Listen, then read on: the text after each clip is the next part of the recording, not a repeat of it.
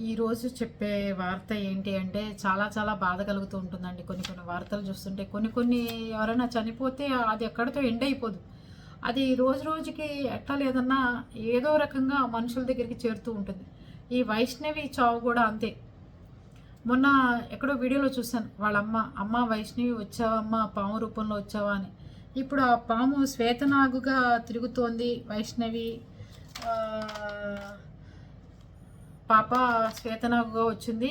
మేమందరం అక్కడ కూర్చుని ఉండంగానే అమ్మాయి సమాధి దగ్గరికి వచ్చి అక్కడ అవన్నీ తిని, ఎండ చూస్తే భయంకరమైన ఎండ, చాలా పెద్ద పాము. వాళ్ళు చెప్పినట్టుగానే, వాళ్ళు వీడియోలో తీసినట్టుగానే పాము నల్లగా లేకుండా నిజంగానే గోధుమ కలర్లో తెల్లగా నిజంగా ఉన్నమాట వాస్తవం. అది అక్కడ తిరుగుతూ ఉండొచ్చు. లేకపోతే వాళ్ళు అనుకున్నట్టు వాళ్ళ మూఢనమ్మకాలు, లేకపోతే వాళ్ళ కూతురి విషయంలో నమ్మకాన్ని ఎవరు కాదనే హక్కు ఎవరికీ లేదు. వాళ్ళు అలా అనుకుని తృప్తి పడితే మనకు వచ్చిన నష్టం ఏంటండి? పాపం పిల్ల అలా చనిపోతే వాళ్ళ ఇంట్లోనే ఉంచి వాళ్ళ కళ్ళ ముందే వాడు చంపాడు అంటే నిజంగా వాడిని చంపకుండా వదిలేయటం ఎన్ని రోజులు తప్పు. వాడు ఈ శ్వేతనాగులాగా వచ్చింది వైష్ణవి అంటున్నారు కదా, పోలీసులు ఏం చేయట్లేదు, చట్టాలు ఏం చేయట్లేదు, అధికారులు ఏం చేయట్లేదు అని ఎప్పుడో ఆ పోలీస్ స్టేషన్లో పోయి పాము కట్టిగా చచ్చిపోతాడేమో అనిపించింది నాకు కూడా ఎందుకో. అది ఎందుకంటే ఒక పాము ఒకటే కదా వెళ్ళగలదు అంటే మీరు కూడా మూఢనమ్మకాలు నింపుతారా అని అంటే కాదు. ఒక్కొక్కసారి ఏంటంటే దేవుడు ఏదైనా చెయ్యాలి అంటే తను మనకి కొన్ని పరిస్థితులు చూపిస్తూ ఉంటాడు. అలాగే పాపం ఈ వైష్ణవి విషయంలో కూడా వాడికి శిక్ష పడలేదు కాబట్టి ఇక అమ్మాయే వేయదలుచుకుని ఆ అమ్మాయే వేసేస్తుంది వాడికి శిక్ష. కానీ తల్లిదండ్రులకి ఎంత బాధ, అన్నదమ్ములకు కానీ ఎవరికి కానీ ఎంత బాధ మిగల్చకూడదు. ప్లీజ్ అండి, మీరు కూడా ఎక్కువగా ఆ అమ్మాయిని అంటే నేను ఏది చెప్పినా మీ అందరికీ ఎమోషన్లో ఉన్నారు కాబట్టి అలా అనిపిస్తుంది.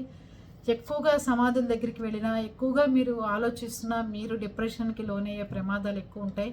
అతనికి ఎలా శిక్ష పడాలో, అతనికి ఏం చేయాలో ఆలోచించండి. మీ వెనకాల అందరం తోడుగా ఉంటాం. ఎక్కువగా రోజు అస్తమానం ఎవరో ఒకళ్ళు వచ్చి మిమ్మల్ని కదుపుతుంటే ఏడ్చి ఏడ్చి ఏడ్చి ఏడ్చి ఏడ్చి ఆ కన్నీళ్ళు ఇంకిపోయి మీ బాధ, గుండె బరువు రోజు రోజుకి ఎక్కువైపోతుంది తప్ప తగ్గట్లేదు. ఆ బరువు ఎక్కువైపోతుంది. ఒక సిస్టర్గా చెప్తున్నాను, అర్థం చేసుకోండి. మీ బరువు పెరుగుతుంది తప్ప మీ బరువు తగ్గట్లేదు. వైష్ణవి చనిపోవడం చాలా బాధాకరమైన విషయం. ఎందుకంటే ఎంత దుర్మార్గత్వంగా మగవాళ్ళు ప్రవర్తిస్తున్నారు. కడుపుతో ఉన్న పాపని పట్టుకుని అలా చంపేశాడు వాడంతే. వాడు ఎంత వెధవలాగా ఉన్నాడనేది అర్థమవుతుంది. మీరు నమ్మినట్టుగానే శ్వేతనాగు రూపంలో వైష్ణవి కనుక నిజంగా వస్తే వాడు చావు మూడినట్టని నేను అనుకుంటున్నాను. ఎక్కడున్నా వెతుక్కుంటూ వెళ్ళి ఖచ్చితంగా కాటేసి చంపేయాలని నేనైతే మనస్ఫూర్తిగా కోరుకుంటున్నాను, ప్రార్థిస్తున్నాను కూడా.